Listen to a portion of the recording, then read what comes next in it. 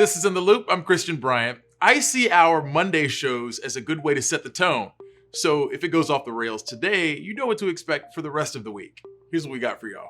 U.S. vaccine distribution is underway. We'll tell you how one hospital is navigating logistics in preparation for their vaccine delivery. Plus, the Electoral College met today to cast their ballots and solidify Joe Biden as the winner of the 2020 election. We'll speak to some of those electors about their role in this historic process. But first, here's what you need to know right now. U.S. Attorney General William Barr is stepping down from his post of head of the Justice Department.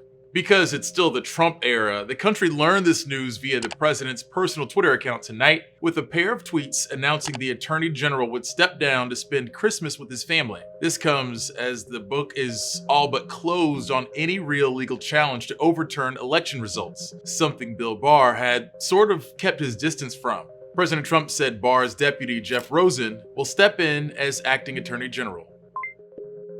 Yet another step toward finalizing Joe Biden as the next president of the United States. Today, all members of the Electoral College cast their votes based on the election results from their states. Madam Secretary, we have 6 votes for Joseph R. Biden for president.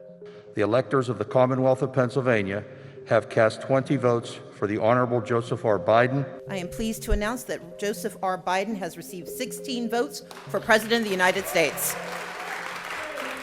Biden won 306 electoral votes, while President Trump won 232. Typically, this Electoral College vote would be a technicality, but with Trump still refusing to concede, there's a bit more drama to it this time around. Congress will have to formally accept the Electoral College results on January 6th in a joint session. That is the last chance to challenge the election results, though an objection would have to be upheld by both the Senate and Democratic-controlled House, which is unlikely to say the least.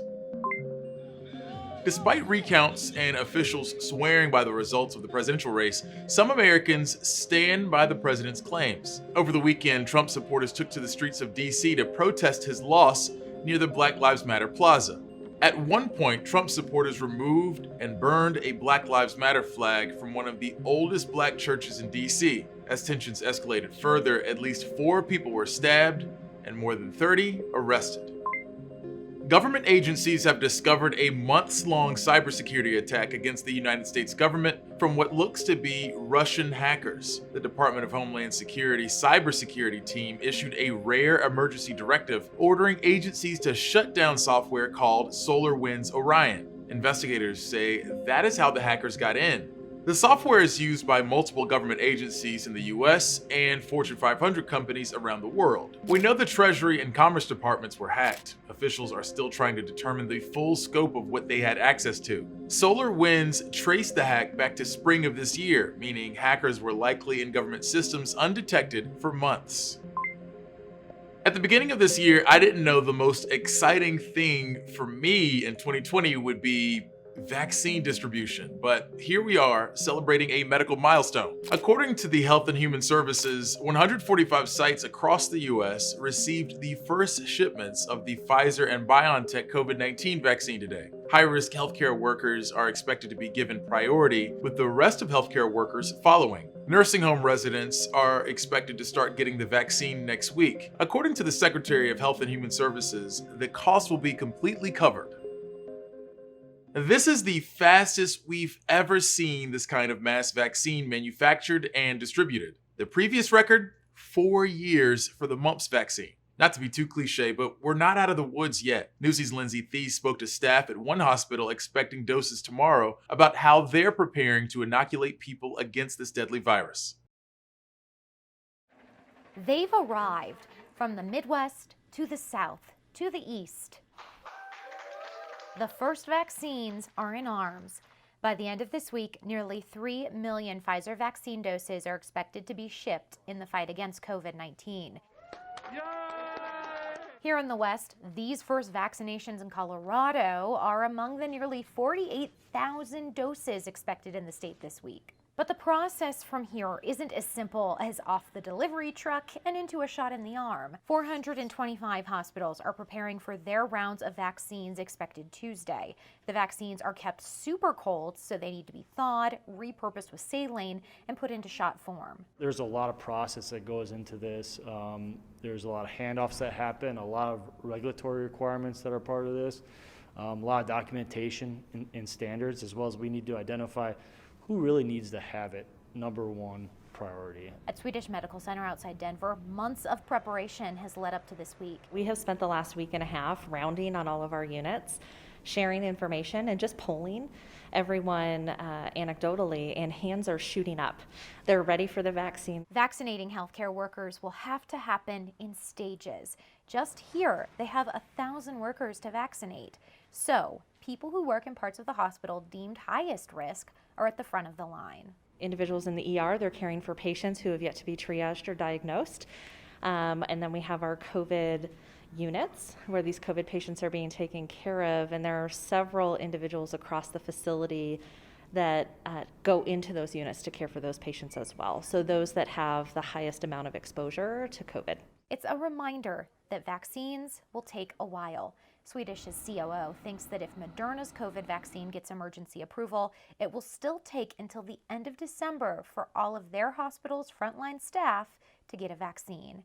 In the meantime, as we all wait, the best thing we can all do is mask up and social distance.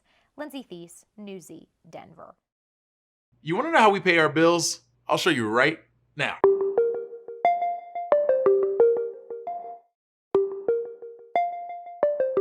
Twitter's trending topics allow us to bring together some of the day's most substantive, most talked about stories. And no, Smokey Robinson wishing somebody a happy Chanukah, not Hanukkah, Chanukah, did not make the list.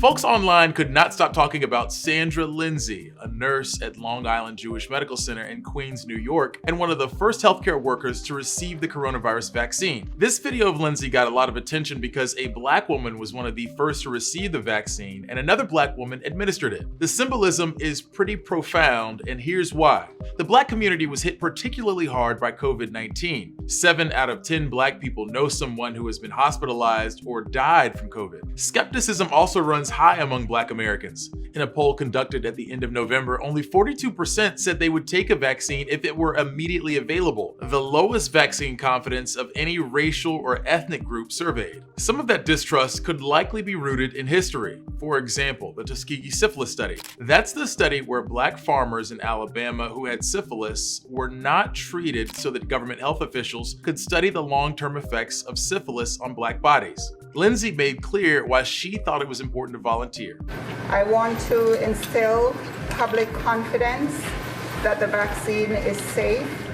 The Cleveland baseball team kind of has a nice nondescript ring to it, doesn't it? The Cleveland Indians are reportedly planning to drop the Indians from their name, much like the Washington football team did earlier this year. After years of pushback, some sports teams like Cleveland's are slowly moving away from Native American names and imagery as team names and mascots. Cleveland replaced Chief Wahoo with a big block C before the 2019 season. Minimalism over racism is a pretty nice aesthetic. The Cleveland baseball franchise has been known as the Indians since 1915, and most years, Native American groups protest the use of indigenous names and imagery for sports teams at Cleveland's home opener.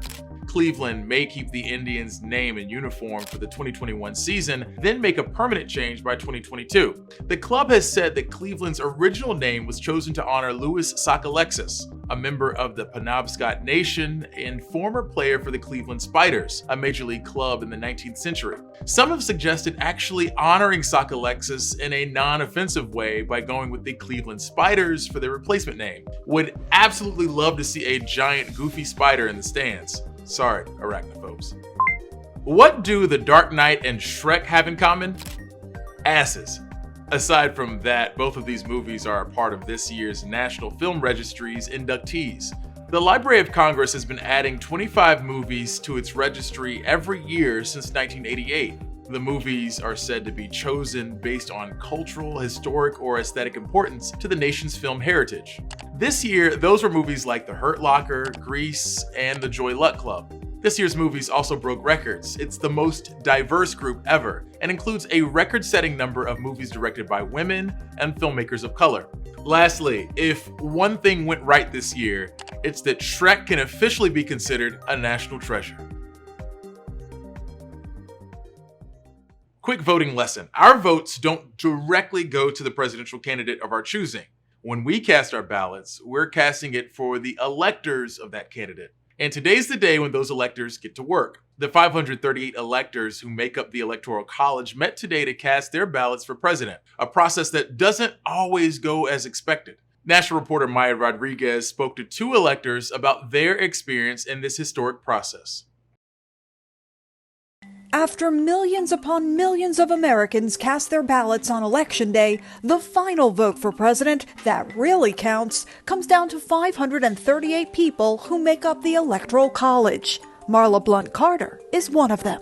That thought of our ancestor who couldn't even write his name, signing his voter registration card at a time where really their vote didn't count, to being someone that is now voting in this electoral process, it's indescribable. Blunt Carter is one of the 3 electors from Delaware. All 3 are Democrats because President-elect Joe Biden won his home state. To be one of 3 that represents the Delaware voter that calls him their own is just huge. And then you look at the fact that the vice president-elect is a woman of color.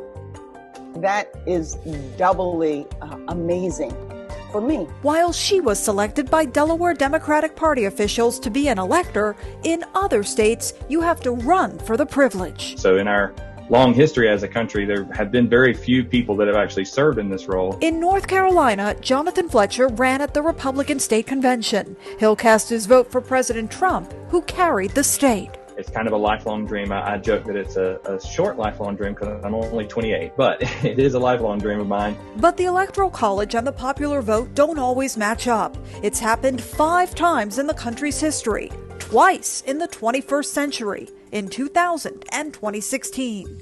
Some say that's unfair and are calling for the Electoral College to be abolished. So how do these electors feel about it? States like North Carolina, who are kind of middle of the pack in the electoral shuffle, it gives us a more equal standing with the rest of the country. I understand that people think that it is far past the time where we start to look at doing this differently. But that's not the job of the electorate. That's the job of the legislators. But for now, it's the system in place when it comes to choosing who gets to call the People's House home. In Washington, I'm Maya Rodriguez. Judging by their Investors Day presentation, Disney wants you to clear your digital viewing schedule for the foreseeable future.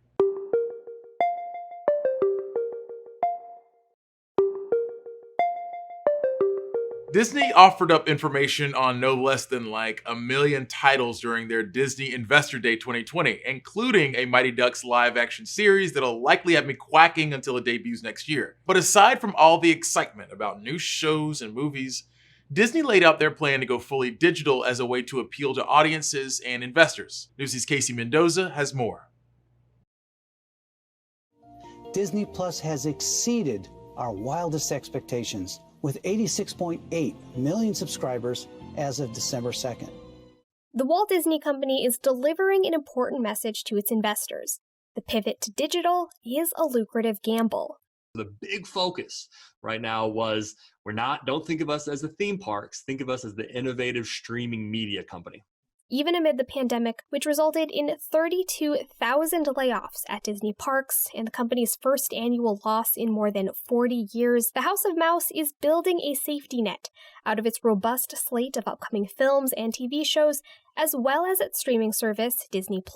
Disney succeeded on top of all expectations as far as subscribers go, and it beat our expectations of what they're coming out with.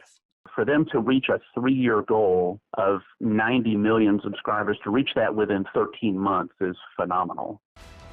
The company announced more than 100 films and TV series to release within the next 3 years, both on streaming and in theaters. Glorious. With updates on upcoming titles like Obi-Wan Kenobi or The Falcon and the Winter Soldier, Disney is also banking on the existing lucrative success of Star Wars in the Marvel Cinematic Universe. The legacy of that shield is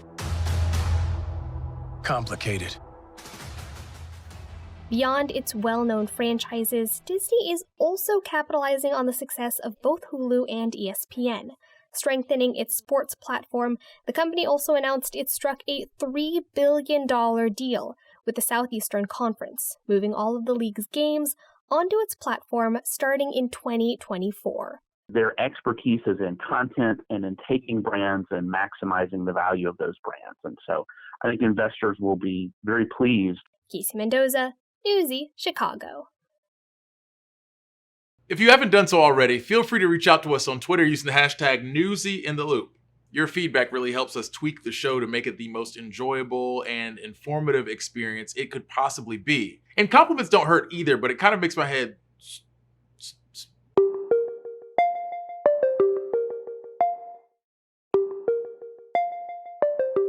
Misinformation about the coronavirus and a now administered vaccine has gone, forgive the pun, viral. It's been all over the place. Now that the Pfizer-BioNTech vaccine has the green light in multiple countries, medical experts are working to debunk misinformation so that people can be confident in a coronavirus vaccine. National reporter Elizabeth Ruiz explains. After the rapid rollout in the UK of Pfizer and BioNTech's COVID-19 vaccine, Britain's Medical and Healthcare Products Regulatory Agency is warning people who have severe allergies, like those who have to carry around an adrenaline shot, to refrain from getting the vaccine for now. 2 individuals seem to have a more severe allergic reaction. Dr. William Moss is the Executive Director of International Vaccine Access Center at Johns Hopkins Bloomberg School of Public Health. He says we need to better understand what those 2 people had an allergic reaction to. This isn't kind of completely out of the blue. These kind of things they're rare events, but they sometimes occur, and it's usually to some kind of component, chemical in the vaccine that the individual's immune system is responding to in a very abnormal way, creating this very intense allergic reaction. Even though it's rare, Dr. Moss says it's important to provide clarity on issues like this so people can trust the information they're getting is reliable and true. Otherwise, there's room for misinformation to spread. Many myths have already been circulating online about the vaccine. Myths like Dr. Anthony Fauci will personally profit from a COVID-19 vaccine, or government food stamps will be denied to those who refuse COVID-19 vaccines, or the mRNA vaccines being developed for COVID-19 will alter human DNA. The mRNA vaccines, that doesn't change our DNA in any way. These are not kind of genetically altering vaccine. It's basically just a code for our bodies to make the spike protein of the SARS coronavirus 2 and induce our immune response. One internet resource that can help you discern which sources offer actual facts is NewsGuard. The company has a team of journalists who review and rank the credibility of sources to help people know whether or not they can trust the information is true. NewsGuard health editor John Gregory says each myth has a tiny grain of truth that is taken out of context and exaggerated. For example, another popular myth is that the COVID-19 vaccine will use microchip surveillance technology created by Bill Gates-funded research. Bill Gates did fund research into what is not a microchip, but was supposed to be a detectable tattoo that would help track vaccines in the third world where there's not robust medical records. So you could just scan something and a doctor would be able to tell, okay, this child got this vaccine. It's not a tracking device because you can't track it unless you're in direct contact with the person. And it also had nothing to do with the pandemic. Dr. Moss says the microchip myth sounds like a sci-fi movie. These are vaccines. These are biological products that are designed to produce an immune response against the SARS coronavirus 2 so that individuals who are exposed to the virus either don't get infected or at least are protected from developing severe disease, hospitalization, and death. Living in a society where we're constantly bombarded with new information right at our fingertips, the best thing people can do is know more about the sources of information that they're absorbing about the vaccine, what their history and what their agenda may be. Dr. Moss says even though it's been done in a quick manner, it's critical people understand these vaccines have gone through a rigorous scientific process to be approved. Vaccines are going to be a key tool in our toolbox to getting out of this pandemic. I'm Elizabeth Ruiz reporting. Georgia is the lone holdout from the 2020 election season. The Senate runoff elections there will determine control of the Senate for the next 2 years. And today, early voting began for those races. National reporter Joe St. George breaks down what's at stake for Peach State voters and how these runoffs can affect all Americans. Got here around 6:30. In the morning. I was here by my lonesome. Tanya wanted to be the first person in line to vote at the High Museum of Art in Atlanta Monday. Come on in, folks. And when early voting kicked off at 8:30, she was indeed one of the first Georgians to cast a ballot in an election that'll impact the entire country. There's so many changes that can be made in the Senate. While you may not live in Georgia, the results of the January 5th runoff here will determine control of the entire United States Senate, impacting you. Currently, Republicans control the 2 seats up for grabs. If they win just one of them, they'll be in charge. But if Democrats sweep, they will lead the Senate. Tanya wants Democrats to win for personal reasons. Healthcare, that's the main one, healthcare. Other voters here are motivated by change, like Michael, who's an independent. I like the concept of not having continued, obstruction of any legislative agenda. Even though so much is on the line here in Georgia, the amount of money being spent is still jaw-dropping. Over $400 million since the November election, and that's way more than was ever spent on the contest in November. If you leave downtown Atlanta and head to nearby suburbs like Cartersville, though... Well, I believe in the Constitution. I believe in the Second Amendment. You find the reasons Republicans are coming out to vote. David Smith knows Joe Biden is president-elect, and now he wants Republicans to control the Senate to block any progressive bills. And I'm here to vote against socialism. If Democrats control the House, Senate, and the White House, judicial nominees could easily be confirmed. Senate rules like needing 60 votes to pass anything substantive could change to pass new laws. New climate change, tax, and healthcare policies could pass too. It's obvious, though, by everyone who has this sticker, though. I voted! Finally! I'm happy.